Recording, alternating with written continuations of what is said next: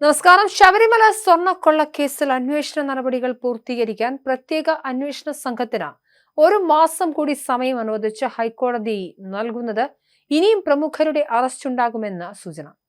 പത്മകുമാറിനെ arrest ചെയ്ത ശേഷമുള്ള കൂടുതൽ വിവരങ്ങളാണ് ഇപ്പോൾ കോടതി മുൻപാകെ അന്വേഷണ പുരോഗതി റിപ്പോർട്ടായി സമർപ്പിച്ചിരിക്കുന്നത്. ഇടക്കാല അന്വേഷണ പുരോഗതി റിപ്പോർട്ട് ഹൈക്കോടതി ഡിവിഷൻ ബെഞ്ച് വിശദമായി പരിശോധിച്ചു. അടച്ചിട്ട കോടതി മുറിയിലാണ് നടപടികളൊക്കെ നടന്നത്. ആ റിപ്പോർട്ട് പരിശോധിച്ച ശേഷമാണ് SITയുടെ ആവശ്യം കോടതി അംഗീകരിച്ചിരിക്കുന്നത്. പ്രമുഖർ ഉൾപ്പെടെ കൂടുതൽ പേരിലേക്ക് അന്വേഷണം പോകേണ്ടതിന്റെ ആവശ്യകതയും SIT കോടതിയെ അറിയിച്ചു. ഇതും കോടതി ഗൗരവത്തിലെടുത്തിട്ടുണ്ട്. കേസിലെ ക്രൈംബ്രാഞ്ച് FIRന്റെ പകർപ്പിനായി EDക്ക് വീണ്ടും മജിസ്ട്രേറ്റ് കോടതിയെ സമീപിക്കാമെന്നും ഹൈക്കോടതി നിർദ്ദേശിച്ചു. FIR നൽകാനാകില്ലെന്ന മജിസ്ട്രേറ്റ് കോടതി ഉത്തരവ് ഹൈക്കോടതി റദ്ദാക്കി. കാര്യകാരണങ്ങൾ വിശദീകരിച്ച് മജിസ്ട്രേറ്റ് കോടതിയിൽ പുതിയ അപേക്ഷ സമർപ്പിക്കാനും EDക്ക് നിർദ്ദേശം നൽകി. അന്വേഷണം പൂർത്തീകരിക്കുന്നതിനായി ഒരു മാസം സമയം കൂടി SIT ആവശ്യപ്പെടുകയായിരുന്നു. കോടതി ഉത്തരവോടെ കേസിൽ ജനുവരി ആദ്യവാരം തന്നെ SITക്ക് അന്വേഷണം നടത്താം.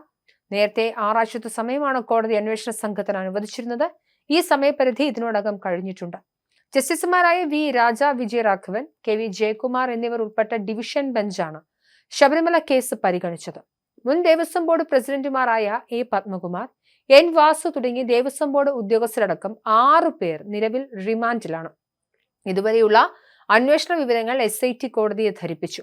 അന്വേഷണം വിപുലമാവുകയും മുൻ ദേവസ്വം ബോർഡ് പ്രസിഡന്റുമാരടക്കം അറസ്റ്റിലാവുകയും ചെയ്തതോടെ കൂടുതൽ ഉന്നതതല ഇടപെടലുകൾ ഉണ്ടോ എന്നും SIT പരിശോധിക്കുന്നുണ്ട്. ഇതിന്റെ കൂടി അടിസ്ഥാനത്തിലാണ് ഒരു മാസത്തെ സമയം കൂടി നീട്ടി നൽകിയിരിക്കുന്നത്. ഇന്ന് സമർപ്പിച്ച ഇടക്കാല റിപ്പോർട്ടിന്റെ അടിസ്ഥാനത്തിൽ കോടതി പുറപ്പെടുവിച്ച ഉത്തരവിന്റെ പകർപ്പ് പുറത്തു വന്നിട്ടില്ല. സ്വർണ്ണക്കൊള്ള കേസിൽ പ്രാഥമിക അന്വേഷണം തുടങ്ങുന്നതിന്റെ ഭാഗമായി FIR അടക്കമുള്ളവയുടെ പകർപ്പ് ആവശ്യപ്പെട്ട് ED നേരത്തെ റാന്നി മജിസ്ട്രേറ്റ് കോടതിയെ സമീപിച്ചിരുന്നെങ്കിലും ഇത് അനുവദിച്ചിരുന്നില്ല. ഇതോടെയാണ് ED ഹൈക്കോടതിയെ സമീപിച്ചത്. കേന്ദ്ര ഏജൻസിയുടെ അന്വേഷണം തങ്ങൾ തടഞ്ഞിട്ടില്ലെന്ന് കോടതി വ്യക്തമാക്കിയതോടെ രേഖകളുടെ അടിസ്ഥാനത്തിൽ ED വൈകാതെ ECIR അഥവാ enforcement case information report register ചെയ്തേക്കും. സ്വർണ്ണക്കൊള്ളയുമായി ബന്ധപ്പെട്ട് കള്ളപ്പണം വെളുപ്പിച്ചോ എന്നാണ് ED അന്വേഷിക്കുക. വാസുവിന് ജാമ്യം അനുവദിച്ചില്ല. N. വാസു സമർപ്പിച്ച ജാമ്യാപേക്ഷ കൊല്ലം വിജിലൻസ് കോടതി തള്ളുകയും ചെയ്തിട്ടുണ്ട്.